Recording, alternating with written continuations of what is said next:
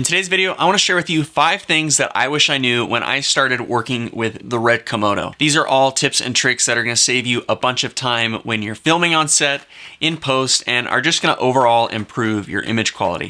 For those of you that are new around here, my name's Riley, and I'm a documentary filmmaker that likes talking all things filmmaking and creativity.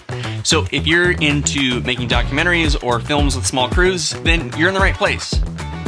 Consider subscribing and following along. All right, let's get into the video. The first thing that I wish I knew when I started working with my RED Komodo is that resolution is actually more important to your image quality than the compression option that you choose. Now, what I mean by this is if you are filming in 6K on the Komodo, you're actually better off to shoot at ELQ mode than you are to shoot at 4K in like MQ or HQ. Now, there's something about the RED sensors that like the extra resolution, and I think a lot of it has to do with kind of downsampling noise and some of the artifacting that might get magnified when you have to crop in on the sensor. This was something that the instructors in the Reducation workshop that I took recently spent a lot of time kind of going through. Now, one mistake that I made with one of the first projects that I shot on this camera was to basically shoot everything in 5K. I was tired of kind of switching back and forth between 6K at 24 frames per second and 5K at 48 frames per second. The shoot was pretty fast paced, and I was just trying to create some shortcuts for myself and kind of relieve a little bit of that headache on set. And so I shot everything in 5K. Now, obviously, the image I think turned out pretty good in the end, but I definitely noticed that there's a little bit of noise in the 5K shots that wasn't present in the 6K shots. And the 6K shots definitely had better image quality overall.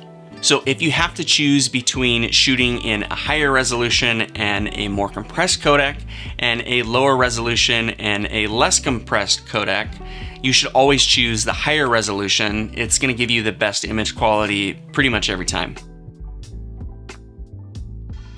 This next one has saved me a ton of time working on set, and if you don't already know about it, it should save you some time as well. And it's that you can actually create presets on the RED Komodo and recall them in the menus as basically like a little shortcut option. Now, you can save just about any camera setting onto this preset, and I have a dedicated video kind of walking you through how to do this that I'll leave a link to in the description below. But what I use it for is to create a preset for 6K at 24 frames per second, and then lower resolutions and higher frame rates so I can get some better slow motion options. And this preset option is super nice because without having to kind of go through the menu tree on the top screen of this camera and change my resolution and then change my frame rate, I just have to find the preset, select it, and then it's all queued up. And what's even cooler is that you can load these presets onto the RED Control app and load them right onto the top menu and customize the way that your top menu is laid out. And so I have on my RED Control app, I have these different frame rate presets right there on the top menu. It's easy to access, and it's super convenient for jumping back and forth between a normal frame rate and a slower motion frame rate. The next thing that I wish I had a better grasp of sooner is the way that ISO works on the RED Komodo and just RED cameras in general. Obviously, ISO, if you're shooting in the R3D codec, is not baked in. It's a metadata setting that you can change in post, and this comes in really handy.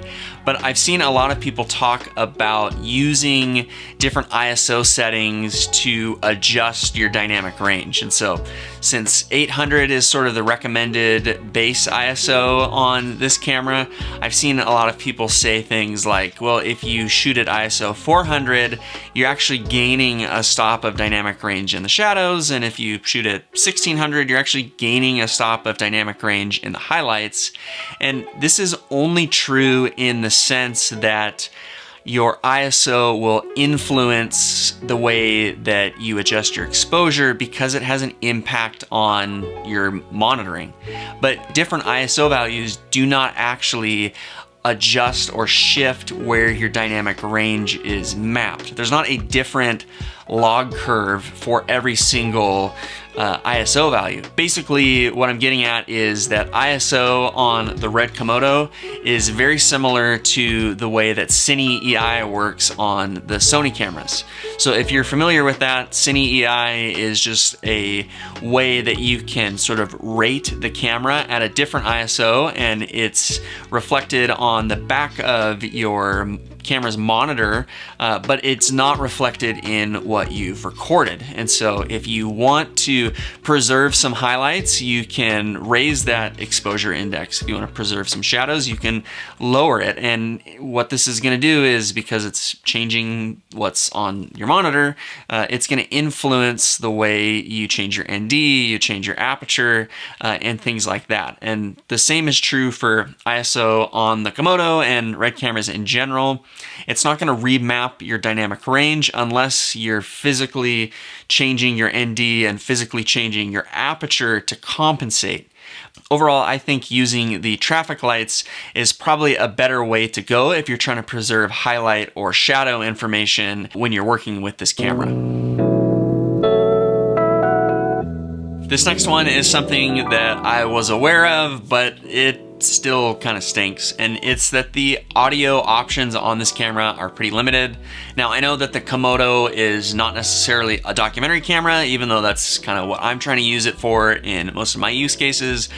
But the preamps are not awesome, and the fact that we're just stuck with the 3.5mm mic jack is not awesome either. I know that the Komodo X kind of solves some of these issues, but I don't have that kind of money to drop on a new camera, especially after I just bought this one. So what I've done as sort of a workaround is this little audio breakout box from Mid49, and it's just an XLR adapter that can kind of screw on to the side of the camera, and then it plugs into the mic jack, and that way I can still have XLR inputs. Obviously, the drawback is that there's no phantom power, and so something like my Sennheiser mic packs work just fine with it because I can adjust the gain on these guys, and I don't really run into the kind of weaker, noisier preamps on the Komodo when I'm using the lav packs. But when I use something like my shotgun mic, I'm recording on the Rode NTG2 just out of frame, and it's nice because it has a battery powered option, but the mic is just not sensitive, so it has a ton of noise in it, and honestly is kind of warranting like an upgrade. And if you're looking at the RED Komodo and this is going to be kind of your primary A camera that you're shooting with, just keep in mind you don't have phantom power, you don't have XLRs built in, and so that is going to limit the types of shotgun mics that you can use, and is going to require you to have either battery powered options with your mics or mics with kind of built-in preamps, you know, like this Sennheiser lav pack.